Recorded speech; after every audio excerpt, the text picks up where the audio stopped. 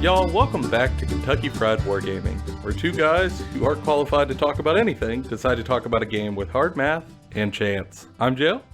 And I'm John. And this episode of the podcast is one that we're kind of excited about. It's kind of running on the heels of a reveal that was sort of dropped while we're getting ready to think about what to record. And it's got us excited enough that we think it's worth talking about it in a whole episode, because John, I don't think we've ever deep dove into this topic at all. No, and to start us off, before we actually get into the topic, let's take everyone back to the time before the Great Panini. Back to 2019, I think it was. Time's an illusion. When we were just walking around, sticking our fingers in bowling balls and eating hot wings with those same fingers. Back when we were helping run a LARP, Joe. And we first found out about Kill Team. And it was the coolest sounding thing. It's got a hell of an elevator pitch. Hell of an elevator pitch. And what this episode's going to be about is that we're going to be talking about what we want to see from the next edition of Kill Team. Because we both love it conceptually. But we got some issues. Yeah. Would you agree, Joe? Yeah. I mean, we played a fair amount of first edition Kill Team, actually, because it solved a lot of the sort of issues that we sometimes have with 40K when we heard about it at first. So we got the books and dove in, and it didn't quite play out how we expected. I was playing it about 2 or 3 times a week for about 2 or 3 months there. It was pretty good for a bit. And then the cracks started to show, and then for us at least, the foundation buckled out from under us. But with the announcement that a whole new edition of Kill Team is coming, I think there's some hope on the horizon for this game system to maybe be what we wanted it to be. But first, let's talk about hobby progress and games played.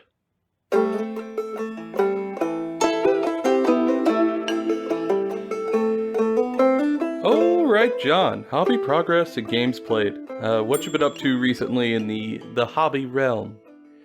So, I both read a book and painted models this week. Good God Almighty. Going above and beyond. Yeah. I finished the Dominion book. It's very good. If you haven't listened to it or read it, you should. Talks a lot about the Crusades, talks a lot about the Cruel Boys, talks a lot about Stormcast, talks a lot about Gur. I think it really does a good job of setting the tone for where we're currently at in the setting, specifically with Destruction versus Sigmarite Order. Mm-hmm. It's great. I won't spoil any of it. The other thing is I've been painting Stormcast from Dominion. I bet that went hand in hand. Yeah, so I've Zenithal primed all of the miniatures, minus 2 of them that I foolishly left at Joe's house. And you fool! You rube! Yeah, and it wasn't even Yanastra. It was the banner guy boy and the caster. Mm-hmm. So whatever. So I've just been working on base coating them in gold and just seeing how it goes. I'm new to painting with this amount of gold on a model. It is a ton. It's a little overwhelming at first. At least it was for me when I painted my Stormcast back in the day. And so painting it with the base coat, it looks so bright, and my initial reaction is, I goofed. It looks so bad. And then I realize I'm going to shade it and wash it and highlight it and dry brush it and all this other stuff. So I need to just chill. Yeah, man. You just got to mellow. Every model we ever paint looks poopy up until the very end. And some of them just look poopy at the end too. It happens. I've done that plenty of times. I've been there. Hell, I'm debating whether I'm there right now. With the browns on your Sylvaneth?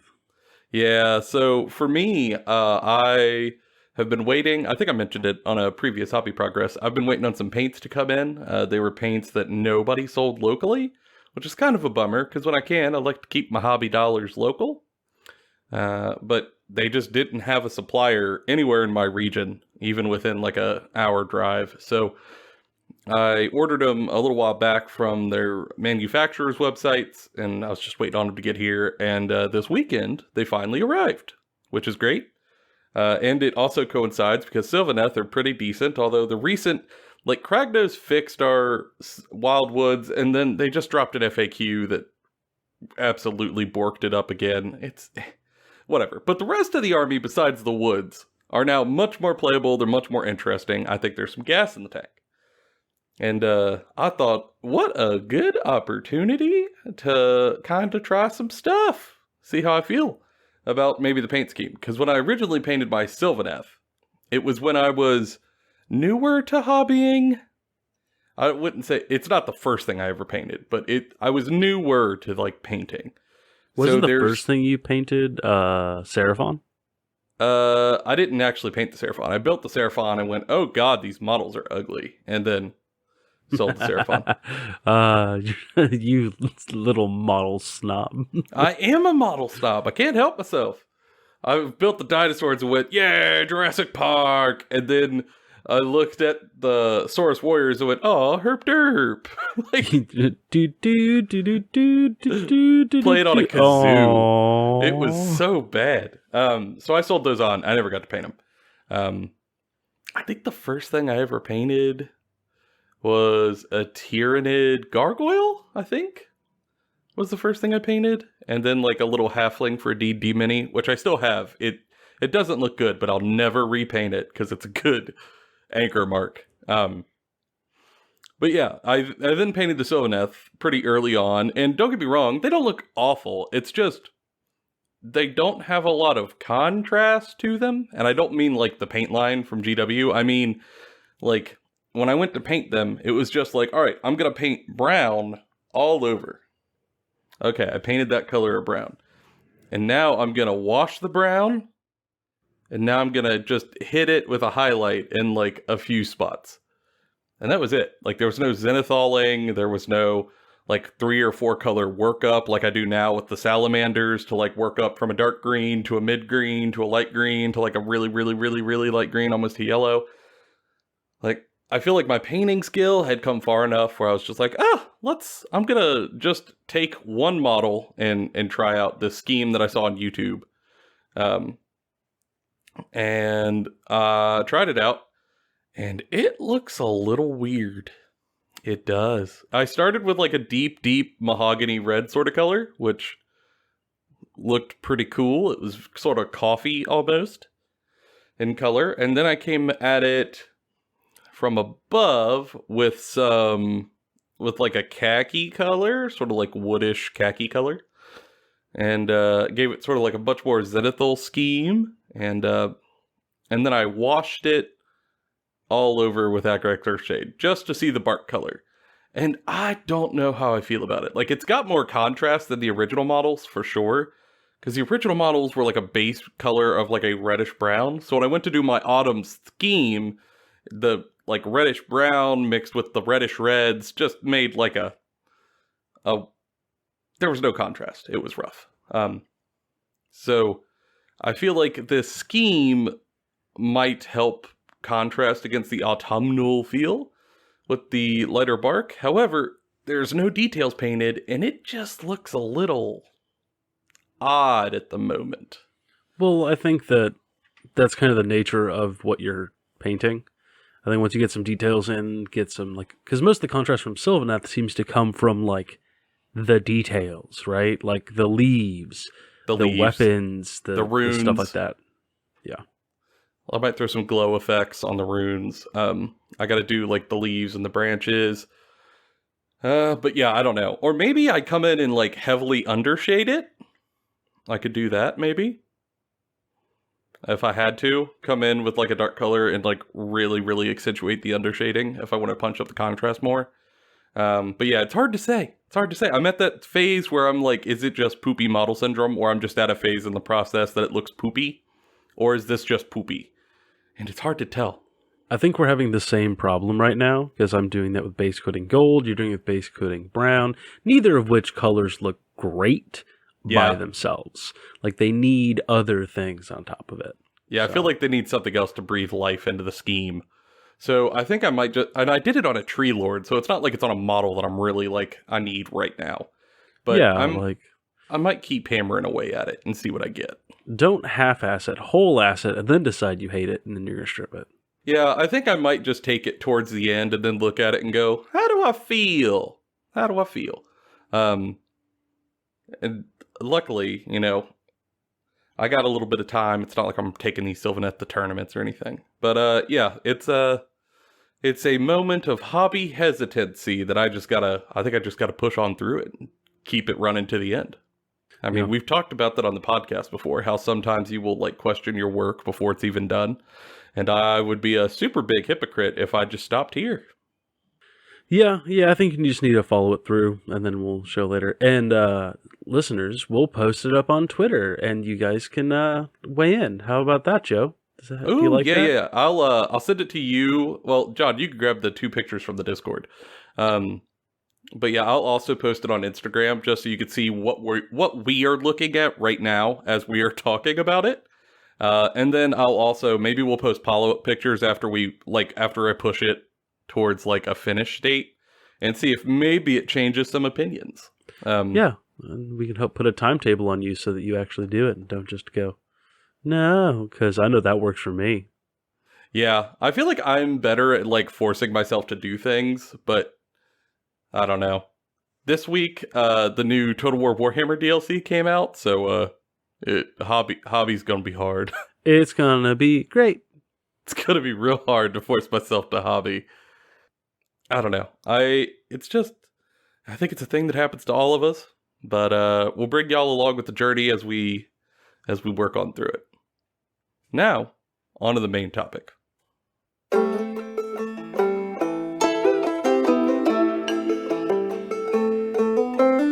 All right, John. Well, I guess if we're going to talk about Kill Team, we should start at the very basics of what Kill Team is, because maybe not everybody listening to us has played it before or is familiar with it, because it's not really one of the like Games Workshop's biggest side games. So we should probably lay a baseline for exactly what Kill Team is and what sort of fantasy it is trying to play towards. Okay, so elevator pitch from like a game perspective for Kill Team. It is a small skirmish game, so less than 20 models generally, of infantry models fighting other infantry models on a small board with about a quarter of the terrain as 40k.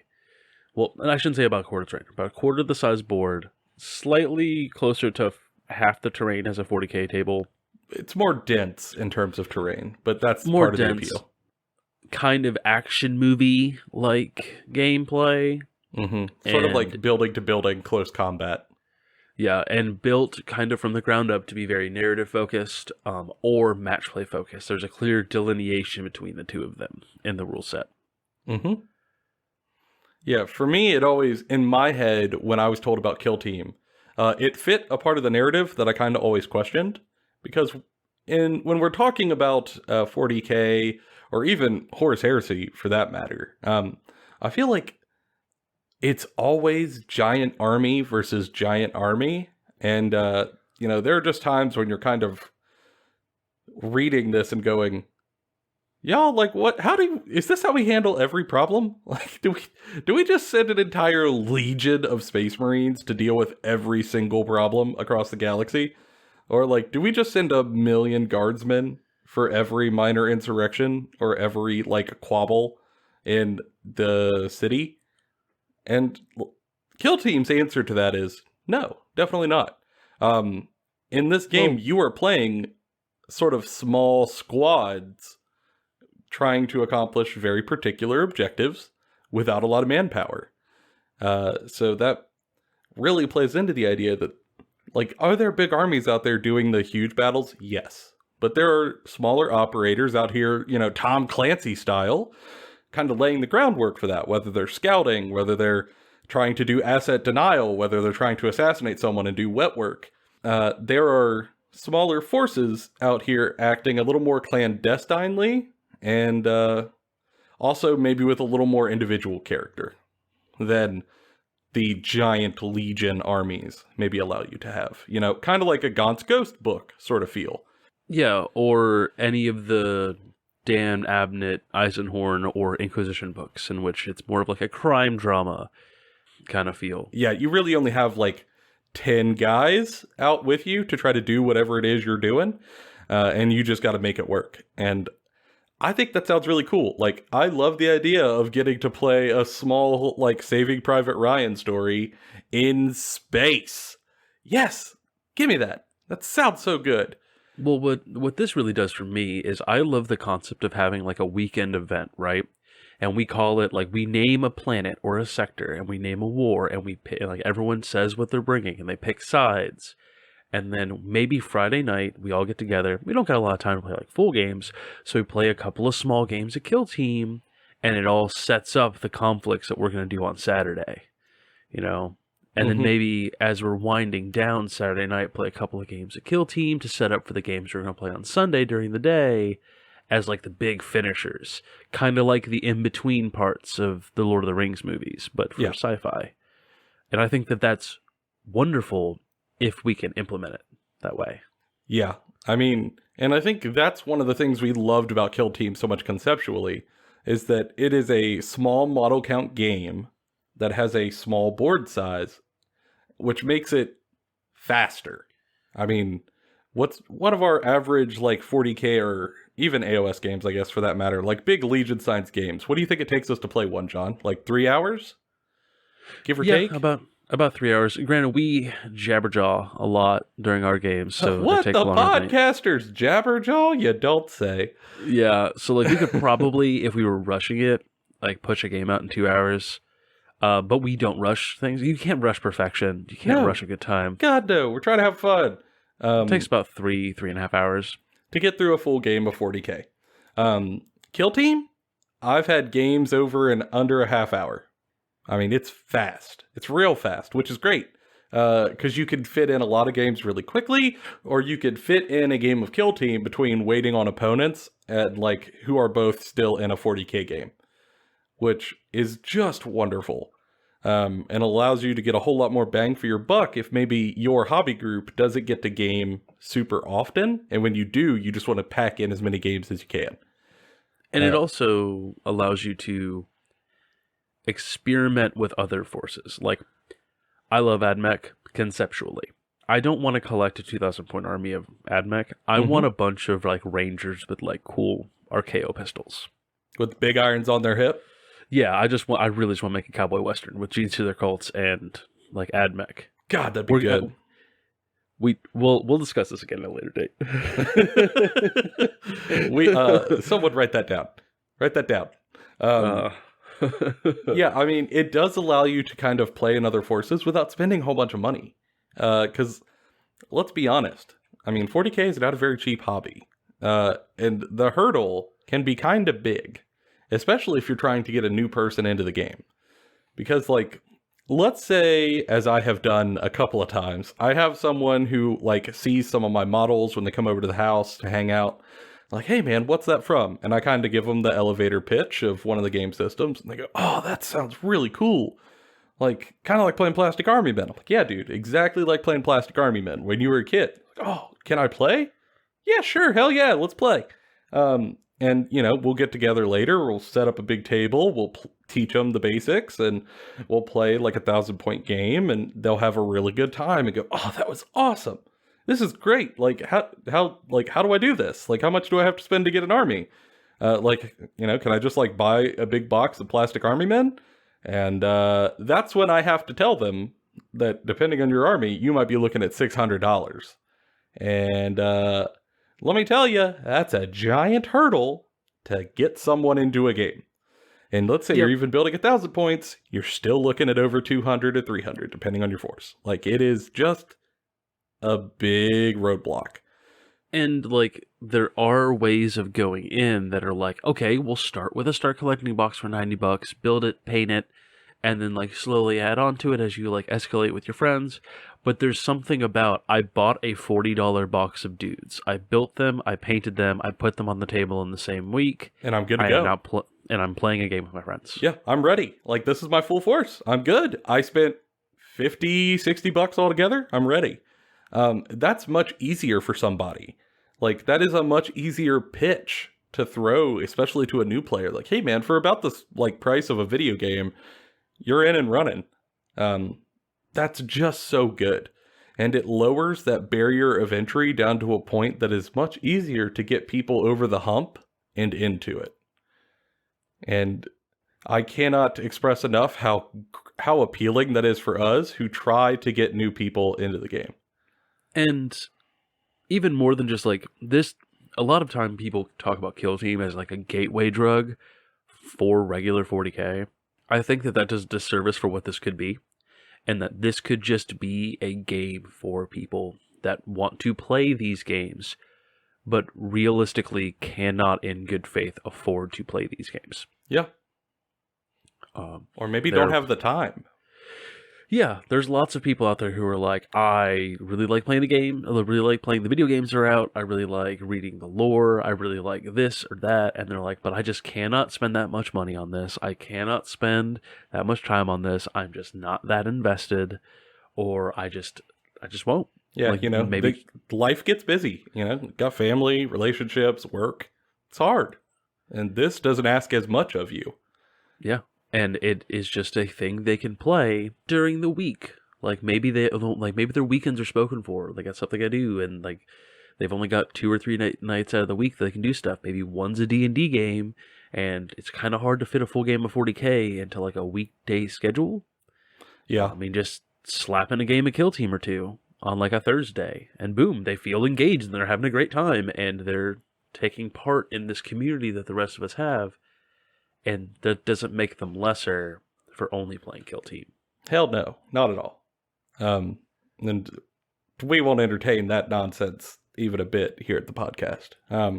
You're playing the game, you're part of the community. That's all that really matters. Or even if you just are interested, you count. Yeah. And I think the Kill Team is a great tool for those people who are hobby heroes. Like, they're just wonderful. And also, one of the benefits that I think Kill Team comes with is even for people who have a lot of time or a lot of skill and they're willing to devote a bunch of time to hobby, they can pour that time into a Kill Team and get a much more flavorful force out of it than you maybe could with that same amount of time in a Legion level army. Because like the most models I've seen in a Kill Team force is like 15 guardsmen. Yep. The fewest I've run is 2 custodians. There are not many guys on the table. Very few. I'd say the average is probably like 6 to 8. Okay? When you have 6 to 8 guys on the table and that's all you have, like that's all of your battle like force, you can devote a lot of time to each model to make them very flavorful, very unique.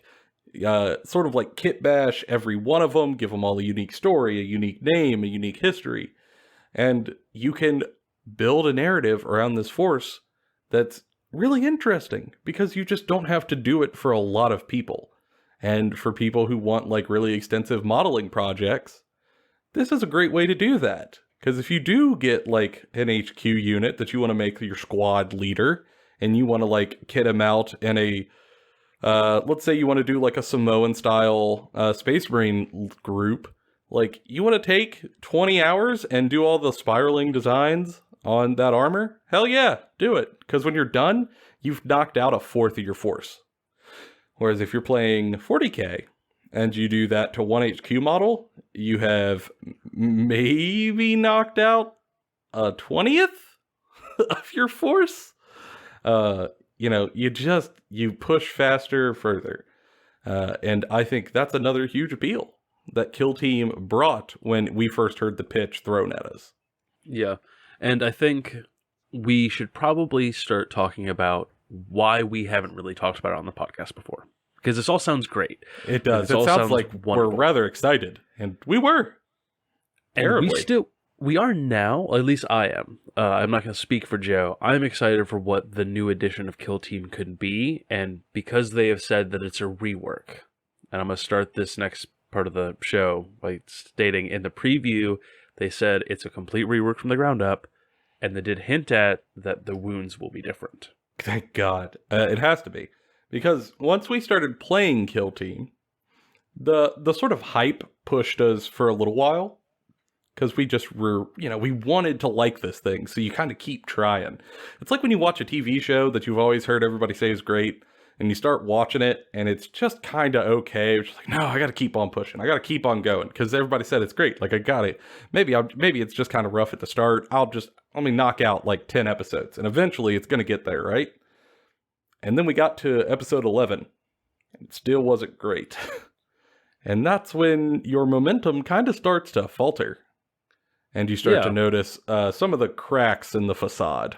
Yeah, kind of like the first 10 episodes of this show, where it's all just kind of bad. Damn it, you aren't wrong. Yeah.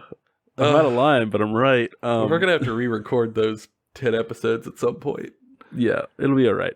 But yeah, we sort of started to notice some things, and some of them were huge. Absolutely huge. So let's just kind of break down some of the things that we really disliked. I'll start with the first one. That when we were pitched Kill Team, when I sort of describe it to you as like a smaller game with a smaller board size and fewer models, and like really only infantry units, you probably start to think, oh, that sounds like a bit of a simpler game than 40k is, right? Like, you don't have the big monsters, you don't have the big tanks, the vehicles, the flyers, like, you probably don't have, like, the giant monster HQs. Like, oh, it's probably a little easier to play, maybe a little simpler. And we kind of assumed that as well. And then we got hit with the pedantic sledgehammer that is the Kill Team rules. Because they are needlessly dense and wordy. And it got grating very, very quickly. Yeah, and on top of being, like, needlessly wordy, all of that fun stuff, it also is kind of penned as this big action-packed fist fight of a Rambo movie, and then you go to play it, and it feels a whole lot of... there's no other way for me to say it than, like, edging action. I hate that you're right. Yeah, so like it brings you so close to that moment where you're like, cool moment, my guy's gonna shoot your guy, and then it goes, no. Yes. And it takes factions like Space Marines that are like supposed to be these hardcore badasses that fight, against all odds, and they hit on sixes for the whole game. Or against and they're supposed to be like great marksmen, and they can't hit the right side of a barn. And then you've got like factions like Orcs or Guard that are like, well, we brought 30 dudes, and you can't shoot 30 dudes in 4 rounds, so you lose. And that doesn't feel good or appropriate. Yeah, it kind of breaks the fantasy. Like, I have never rolled so many dice in my life to do literally nothing. Absolutely nothing. So, like, just for an example, all right, my Space Marine is going to be shooting John's Tau Fire Warrior, okay? It's like, my max range is 30 inches. That Tau guy is like 18 inches away. I go to shoot. My Space Marine hits on a 3+ because he is a genetically modified super soldier with a computer in his armor that's helping him aim. Okay, cool. You are just over half range. That's a full -1 to hit. Okay, I'm hitting on 4s. That's fine. Okay, John's model is just a little bit in cover. That's another -1. Okay, I'm hitting on 5s. Okay, so now you roll your dice. You got like 1 hit on a 6. Okay, that's cool. Now John's guy gets an armor save. Okay, great. Okay, he failed the armor save. Cool. Now he has to roll an injury check to see if he actually is out of the game or if he's just wounded. Oh, like, he passed the injury check. Never mind. It's fine. Like, all you get of an that. injury. If you get too many injuries, then you're dead. And also, every step of injuries that you get adds a modifier. Adds a modifier.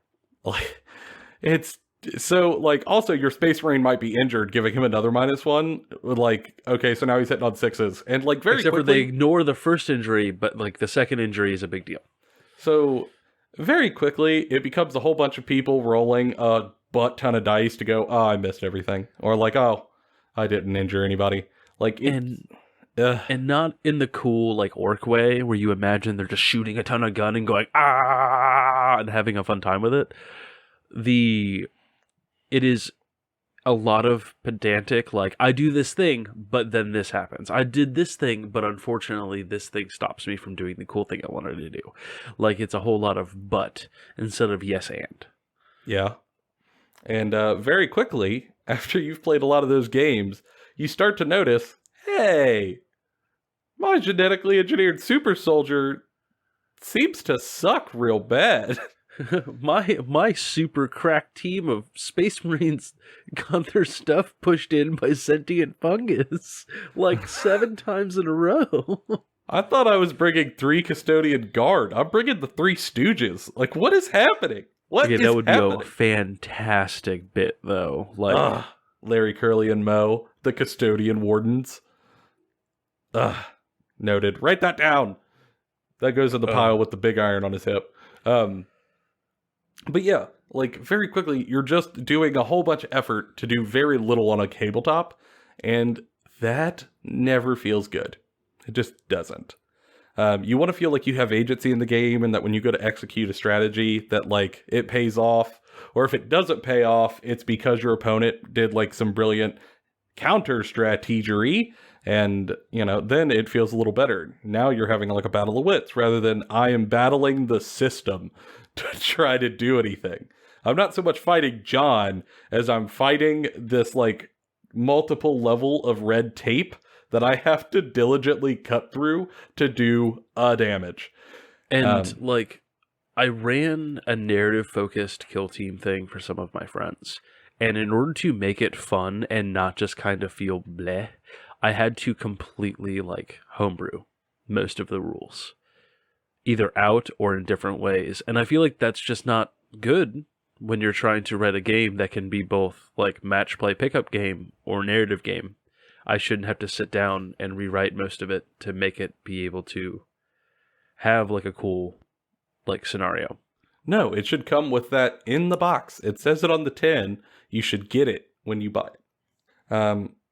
I also, like, well, we've already kind of touched on it, but the wounds and morale system is incredibly frustrating. And, like, we've already talked about how you have to make, like, a wound save, and if you fail it, the guy just stays in game. This sometimes results in guys staying in far longer than you would imagine they should, and some just getting one-shotted instantaneously by nothing. And when that happens, it is really frustrating in both directions, and it makes kind of your whole view of the game break down pretty quickly. Similar with morale, which John absolutely despises in Kill Team.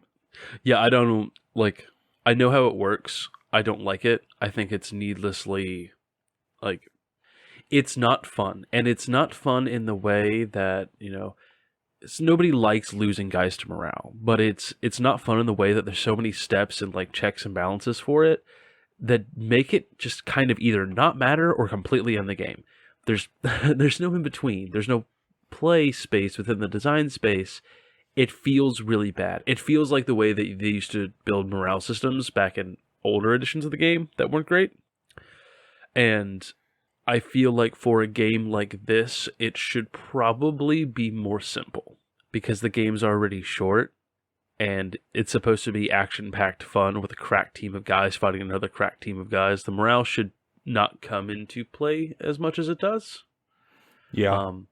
When I play Guardsman Kill Team, I lose more men to morale than I do to enemy fire. Honestly, when I play most of this game, I lose more people to morale than I do enemy fire. Yeah, I could see that. I mean, I play Custody, so I don't have that problem, but, you know, I could see how that's definitely a problem for a lot of forces. Yeah. And it's a good balancing factor for the Horde armies against the elite armies, but there's got to be a better way of doing that. than making it an entire phase of the game that just feels like bookkeeping that isn't fun. Well, I think there actually is a way to fix that. And I think that's kind of like, we know that this section of what we're talking about sounds a little negative, because it is. Well, before we go on to how to fix things, Joe, I have one more that I just thought of. Oh no, he's added stuff last minute. It's doomsday. So when you have factions like Space Marines, and you've got 12 or 14 datasheets to choose from with different infantry types, or you've got orcs that are about in the same boat, or Imperial Guardsmen that are in the same boat, or Custodes who only have a handful, but they all feel really cool. Mm-hmm. You also have stuff like Dark Eldar that have a large range, but only a handful of them got put into Kill Team, even with the Elites editions. And then you have stuff like Necrons, which have like 3 or 4 things they can take, and they don't cost a lot of points, so you end up bringing like 9 Necron warriors that don't really have like a flavor to them. Mm-hmm. And I feel like that's a problem that is gonna have to get addressed, is that kind of rebalance the data sheets in what people can and cannot take. Yeah, they're inequitous.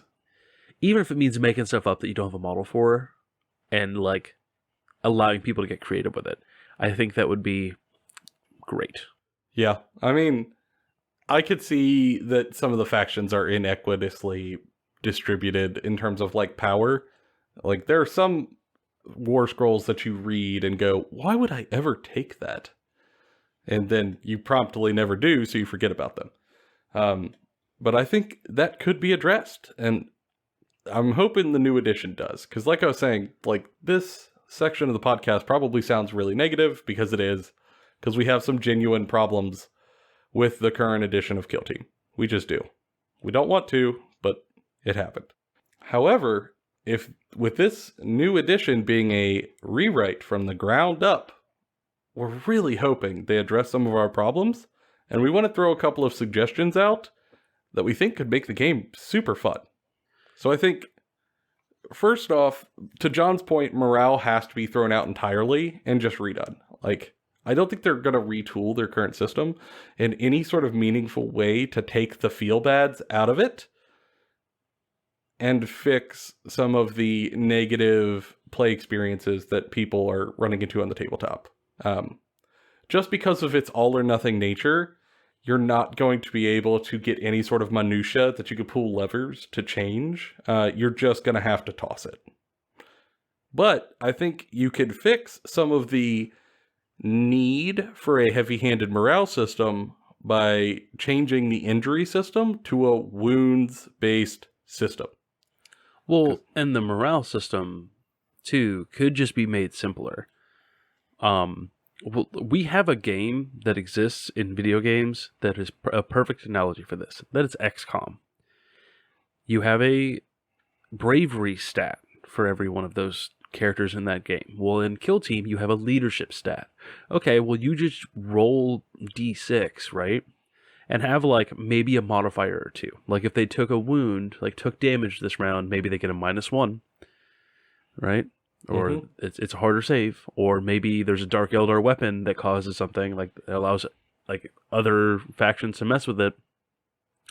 And then you have a morale test. If you fail the morale test, then instead of, like, dying or causing your whole group to panic, you just don't move for a turn. Just done. Or you run away. Like, you have to take a turn to recover. And then when we come back to you, if you pass it, you're good. You're fine. And it would really just kind of keep it all simple. Like, don't have this thing where if your guys are broken, then they get negatives. But if they're scared, they get negatives. If they're broken, they can't do anything. But if they're broken, if too many are broken, then everyone breaks. Game over. Like, you don't gotta do it that way. Well, I think the reason they did that was to disincentivize people to bring big hordes. Like, I think that was probably the intention. However, if you move away from the current injury system to a wounds-based system, like they've done in Warcry, you just don't need to be that heavy-handed to balance hordes. I mean, put it this way. Currently, they're doing that so that if someone does bring like 20 orc boys, or however many orc boys they could bring, that if you kill just a couple, the whole army will shatter and run away. But instead, what sometimes is happening is like even high wound models are running away and it's causing problems. Warcry, the way they fix this is they have a wound stat for every model in the game. It's much higher than like their 40k. Well, in that game, the AOS equivalent. But here it would be higher than the 40k equivalent. Like a guardsman may have 5 wounds, depending on how they want to like put everything near one another. And let's say a bolt gun does like 10 damage. Now all of a sudden you are just like one-shotting guardsmen all over the place. And the horde problem that you had before, or like orcs, we'll run with the analogy, like you're one-shotting orcs all over the place. And now you don't need to get heavy-handed with balancing hordes because you could just pop the hordes by splitting your shots. And I think that would changing to that system would also give you the advantage of making your elite units feel more elite. You know, if you're looking at like a guardsman and you go, okay, so a guardsman has 5 wounds in this system. Okay, cool. And then you look at a custodian and they say this custodian has 40 wounds. You go, oh my God, that's a big boy. And you should, because it is a big boy. It makes the elite stuff feel more elite because they're just taking a pounding while keeping on going. And they've done that in Warcry, for example. For Flesh Eater Quartz that my wife plays, a regular ghoul is, I think, 8 health to be exploded. And her Crypt Flare is like 45 health. So when it shows up, you really do get the idea that it is a gorilla with bat wings, and you should probably flee. You should flee. And it would just, I don't know, seems like changing to that system would solve a lot of frustration and fix the horde issue and kill 2 birds with 1 stone. Yeah, I agree. And it would also make it feel action-y. Oh, yeah. It would make it feel more like a D&D game and less like 40k. And I know why they wanted Kill Team to feel more like 40k as like a gateway drug, but it's bad at doing that, and you should just make it its own thing. Mm-hmm. Just make it its own thing. Like, I even think that they should get away from a lot of like the phase play. No, like have like a upkeep phase, essentially, main phase, and then like an end phase. Yeah, where you do morale and stuff. Yeah, and so like you've got actions you can do on your turns, and that is it. You can move, and moving constitutes moving on the board, doing charges, and maybe like taking aim if you don't want to move, right? And then have shooting, and shooting or fighting. You get a standard action, so you can shoot or you can fight. You cannot do both. And be like, if you shoot, gun. Pretty self-explanatory. If you fight because you've charged and you're in combat, or you're still locked in combat.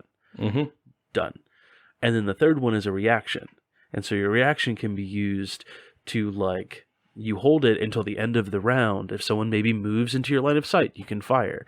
Maybe if, someone charges you, you can try to hit them first, or overwatch, or maybe something. you duck for cover, or whatever other cool action scenes you can imagine. Yeah, boom. There we go. And then you take the activation sequence, and it's just roll off at the beginning of the round to see who gets to pick an activation first, and then activate against each other. Go, go, go, go, go, go. Mm-hmm. And I think also to make that feel faster, you've got to take out the stacking negatives to hit. Oh, absolutely. God, those have to go. It should be like every other game they have, and that you can stack them as long as you want. It only matters for +1 and -1. Doesn't matter. You can't. Yeah, there has to be a net or plus or -1. Otherwise, the game just gets way too slow, and that action scene becomes a noodle fight very fast. Yes. One of the things that Kill Team kind of failed at that Warcry does incredibly well is that Warcry is brutal and it's bloody. And the action is breakneck paced. And pretty much right out the gate, people start dying. You know, because you're getting like stabbed through the chest with a giant spear made out of a monster's backbone. Like, you know, it's probably not going to go well for you. And that makes the game feel super quick and super brutal, and it makes everything in your head feel more visceral, that it's all happening so fast, and it's all so bad. And, like, Kill Team never gave you that, but it could with these changes. And I know why they did it. Like, I know that they did it because it's a shooting game, first and foremost, with, like, some fighting elements, and you don't want to just be a shooting gallery. The answer to that is make good terrain rules. Make good, like, scenery rules. Don't be lazy with it. Because being able to, like, tow a character into a terrain feature so just a little bit of him is blocked and he gets a -1 to hit, it doesn't feel good. It's bad design work. I understand they worked really hard on it. And they probably had to make, like, a lot of sacrifices to make this thing work. And I'm not disrespecting the creators in any way, shape, or form. Most of the time when players get a hold of something, they find ways of breaking it. I understand that. We've been there. Trust us. Yeah, we helped write rules for LARP. We've been yelled at before for rules. Let's be honest, it can get better and it can be more about the fun and making it cool. And I think the terrain rules do a lot for that, because that's what's happened in 9th edition.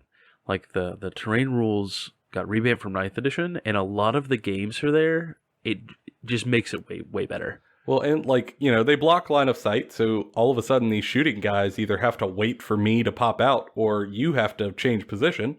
And also, a lot of the terrain in 9th can be breachable, and breachable simply means that, like, infantry could go through it, because essentially what they're doing in the narrative is, like, a squad of guardsmen will run up on a wall, they realize they need to get through it, they'll throw a breaching charge on the wall, a small contained explosive, and, you know, they turn away, it explodes, there's now a hole, they run through and start firing.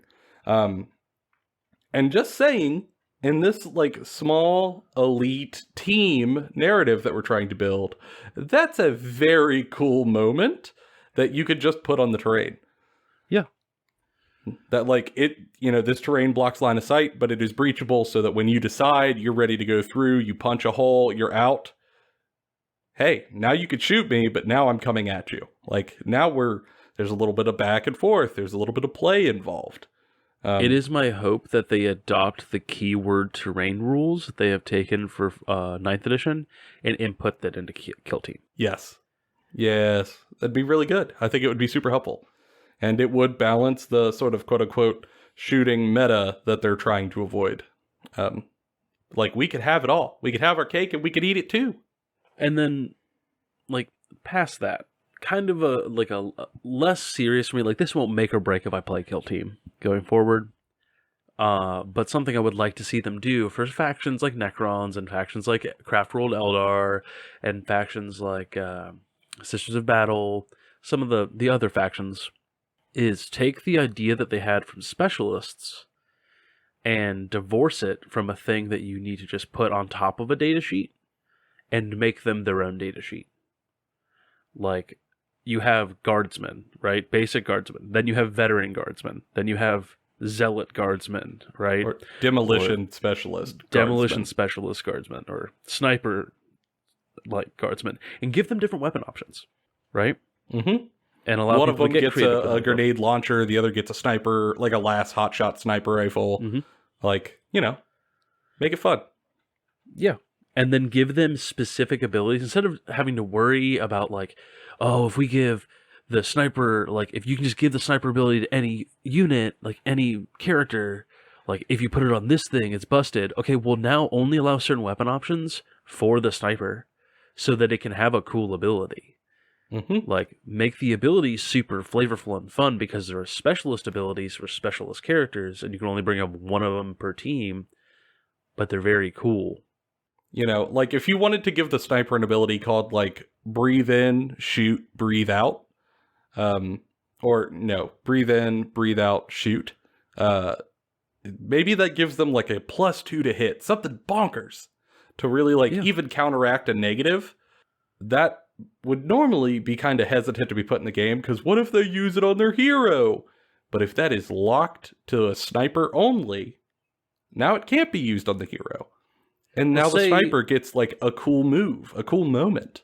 Say that, like, because the normal sniper rule is if on to hit rule of a 6, you immediately do a mortal wound, right? In addition to normal damage. What if they kept that for the sniper rifle rules, right? And the sniper rule is that whenever taking take aim, you get a bonus on top of the normal bonus. So, like, say you have the take aim ability, hypothetical. Say it says you get +1 to hit because you chose not to move. You're taking aim. Boom, cool. Mm-hmm. And then you fire the shot. Okay, well, as a sniper, right, the sniper rule means that on a 5 or a 6, you cause a mortal wound in addition. And that +1 will count. So if you roll a 4, you get it. If you roll a 5 or a 6, you also get it. Right? Yeah, so it So you're goes more from likely to get the unmodified to modified. Yeah. So that you have much more likely to do a headshot. And it feels really cool. But in order to do that, you've had to not move and shoot. And it's still a chance. And you had to take a sniper in your list and deploy him appropriately. Yeah. Like, you put a lot of work into setting up this shot, as a sniper should, in And this it sort of, makes like, you- little class fantasy. Yeah, and it makes you incentivized to take a sniper and not do what everyone was doing in the first edition, which is I took sniper and then I took plasma gun because now I can't roll a 1 to kill myself. Because I can re-roll the 1, because that's what sniper lets me do. Frustrating. Yeah, there's gas in this tank. They just have to kind of fix it. And I really hope they do. I think with the changes that we listed, and I'm sure there are others that we just totally missed. We could keep talking about this for much longer, I'm sure.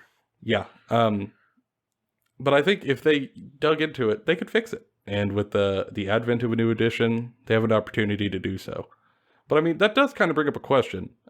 These were sort of our experiences with Kill Team and our recommended changes.